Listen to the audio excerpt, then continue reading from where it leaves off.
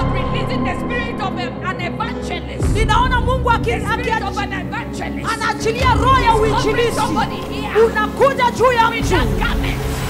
Ayatai, shata, ayatai, sikatala, ayatai, sitata, itekuatai, shakatile bana, turakatosh, rakatila masakaya banacho. Lord, choose from amongst your women. Baba, chagua katikati ya wanawake. You have separated. Wale wanawake uliowatenga. This end time mission. Katika kazi ya siku hizi za mwisho.